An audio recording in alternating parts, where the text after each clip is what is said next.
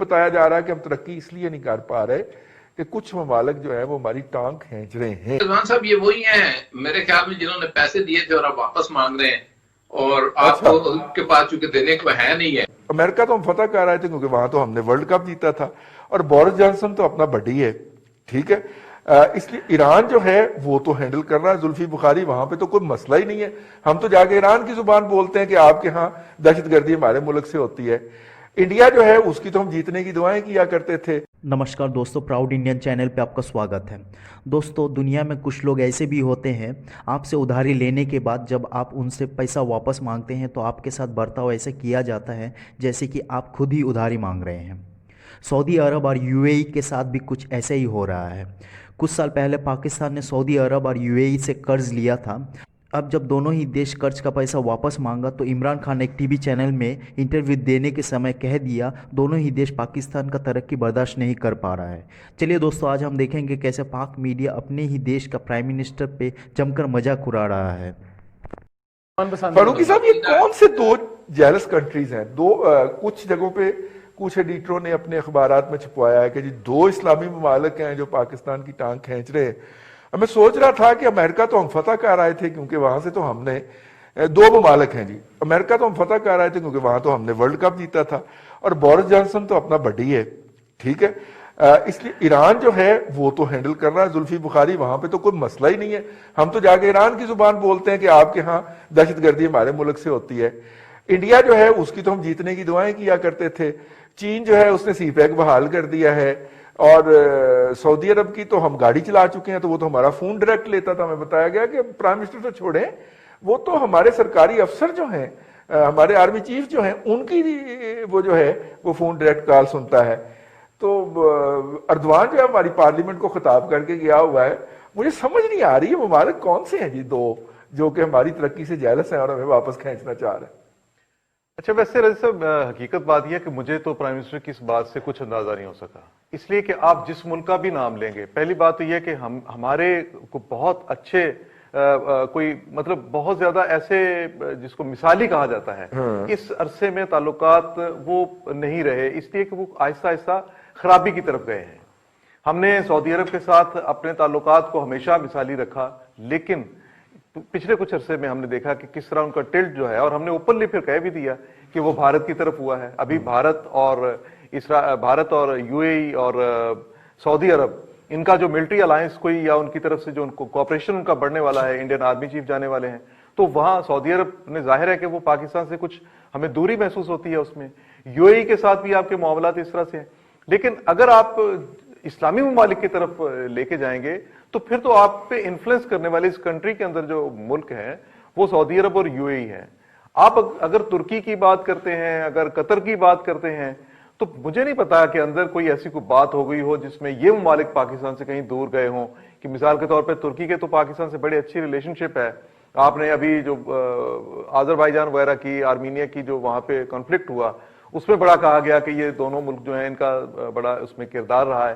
फिर इसी तरह से कतर के साथ भी आपका जो लेन देन है, मिसाल के तौर पे एलएनजी वगैरह का जो है, उसमें कोई ये तो हो सकता है कि उसमें कोई इख्तलाफ आया हो, लेकिन प्राइम मिनिस्टर को मैं ये कहूंगा कि अगर कहीं किसी जगह पे किसी मुल्क से शिकायत भी है तो किसी ओपन फोरम पे कम से कम प्राइम मिनिस्टर को इस तरह की बात नहीं करनी चाहिए। मुमताज भट्टी साहब, ये इन्होंने तो बहुत ही संजीदा गुफ्तगू कर दी है, कुछ थोड़ा सा हमें बताइएगा यार, ये कौन है जो हमसे हासद है? देखिए ना, हमने स्पेशल एम्बेसडर भेजी थी, हरीम शाह यूएई भेजी थी, और उनकी वहां पे सरगर्मियां उन्होंने टिकटॉक पे हमें दिखाई थी, तो उससे तलकत बहाल नहीं हुए सर?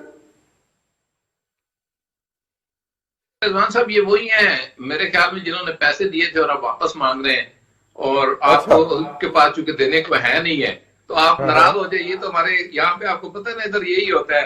अगर आप गौर करें तो हमारे इधर सिंध और पंजाब का कल्चर था कि किसी ने उधार ले लिया, उसके बाद मांगा गया तो नाराज हो जाए, साल 2 साल निकल जाएगा। देखिए, कोलैप्स कर दी इन्होंने फॉरेन पॉलिसी रिजवान रईस साहब। पाकिस्तान इतना आइसोलेटेड कभी नहीं था, ये मैं आपको पूरे दावे से कह रहा हूं, जितना इस वक्त है। देखिए, नवाज शरीफ के दौर में भी सूरत हाल इतनी अच्छी नहीं थी, लेकिन इतनी बुरी भी नहीं थी वो राहिल शरीफ के साथ सऊदी अरब गया, सऊदी अरब वालों से मिला, उनसे बातचीत की, फिर वापस ईरान आया। राहिल शरीफ भी उसके हमरा था। उस वक्त पाकिस्तान मीडिएशन की बात कर रहा था, पाकिस्तान दोनों मालिक के ताल्लुकात सुधारने की बात कर रहा था। फिर आपने गाड़ियां भी चलाई, आपने पैसे भी खाए, और आज आप बैठे हुए एक दूसरी बात कर रहे हैं। और एक दिन आप एक बात करते हैं, दूसरे दिन दूसरी बात करते हैं, एक दिन कहते हैं नहीं नहीं बिल्कुल। वो डब्बे वाले जो पीर साहब हैं, उनकी अपनी नहीं समझ आती कि वो क्या करते फिर रहे। फॉरेन पॉलिसी तो खैर दूर की बात है। देखिए, सवाल ये उठता है इस वक्त रिजवान भाई साहब, आप कहां पे खड़े हैं? सीपैक, मैं आपको दावे से कहता हूं, जितने ये स्टेटमेंट्स और ये सारा कुछ हो रहा है, तो ये सारा शोशा है, ये खबरें चलवाई जा रही हैं। अमली तौर पे इसके ऊपर कोई बड़ी पेशरफ्त सामने नहीं आ रही। एक फेडरल मिनिस्टर ने मुझे बताया चंद दिन पहले कि चाइनीज के साथ जो मामलात हैं वो हमारी गवर्नमेंट के साथ फ्लेक्सिबल नहीं है इस वक्त, और ये सबको पता है, ये कोई ढकी छुपी बात नहीं है। जिन साहब को सीपैक के ऊपर लगाया हुआ है, उनके आर्टिकल्स और उनकी खबरें जो है वो चाइना की स्टेट मीडिया पॉलिसी है, स्टेट रन मीडिया पॉलिसी है उनकी, वो फ्रंट पेज पे छपती रही हैं। उनकी कंसेंट के बगैर, गवर्नमेंट की मर्जी के बगैर नहीं छपती रही। एनीहो, फिर आप आ जाए अमेरिका की तरफ, वहां पे अगर बाइडन आ जाता है तो वहां भी आप माशाल्लाह उसी पोजीशन में होंगे। तुर्की के साथ पहले आपने दोस्ताना बनाने की कोशिश की, सऊदी अरब को नाराज किया, फिर तुर्की के साथ डिस्टेंस के ऊपर चले गए, रह गया ईरान और अफगानिस्तान, और उनके साथ जैसे ताल्लुकात है वो आपको मालूम है। तो देखिए, आपने फॉरेन पॉलिसी को कोलैप्स कर दिया। आप इस वक्त बिल्कुल, आप बात कर रहे हैं इंडिया ये करने वाला है, इंडिया वो करने वाला है। इंडिया के ऊपर अमेरिका की जो ह्यूमन राइट्स की रिपोर्ट है वो जरूर आई है, लेकिन बहुत सारे ममालिक इंडिया के साथ भी खड़े हैं। फ्रांस ऑल आउट उनके साथ खड़ा है क्योंकि उन्होंने उनसे असला खरीदा, पैसे दिए हैं। इजराइल उनके साथ खड़ा है। हमें बताया जा रहा है कि हम तरक्की इसलिए नहीं कर पा रहे कि कुछ ममालिक जो है वो हमारी टांग खींच रहे हैं। भाई साहब, बात इसमें सिर्फ इतनी सी समझने की ये है कि ये बड़े गहरे मसाइल होते हैं, डीप वाले होते हैं, इन पे सोच समझ कर बात करनी चाहिए। ऐसे मुंह उठाकर जो है ना, जो नेशनल चीज़ें होती हैं, हमारी कौमी चीज़ें होती हैं, उनको नहीं बोलना चाहिए था। बिल्कुल फारूकी साहब ने दुरुस्त निशानदेही की है कि जी आप वन फाइन मॉर्निंग उठें और उसके बाद आप ये बोल देंगे जी कि जनाब फलाम दो हमारे इस्लामी ममालिक हैं। अब देखें, हमारे कौन से ताल्लुकात कॉर्डियल हैं, ना किसी हमसाये से। आप देख लें, इंडिया से शुरू कर लें, अफगानिस्तान आ जाएं, आगे ईरान आ जाता है, सवाए चाइना के। चाइना भी पीछे है हमारे, वो हमारे बराबर नहीं है जी। वो पीछे जरूर है हमारे, कि ठीक है जी आप कर लें, हम आपके साथ हैं। मामला ये है कि हमारे किस हमसाये से ताल्लुकात अच्छे हैं। हम बाकी जितने नहीं है, हमने टर्की को नाराज कर लिया मलेशिया ना जाकर। मलेशिया हमारे, वैसे ही उन्होंने गाड़ी हमें दे दी है, वो पता नहीं किधर गई गाड़ी, वो चल रही है कि नहीं चल रही है आजकल नहीं, उसका इफ्तिताह अगले साल होगा। ठीक है, चलें। कल उसकी फैक्ट्री का इफ्तिताह हुआ है 2.5 साल के बाद। चलें, 2.5 साल बाद है तो 2.5 साल बाद गाड़ी भी आई जाएगी जी, आहिस्ता आहिस्ता। लेकिन वो जिन्होंने लाए हैं, जो पहले लाए हैं, उन्होंने ही बनानी है वो गाड़ी, वो इनसे नहीं बननी है गाड़ी।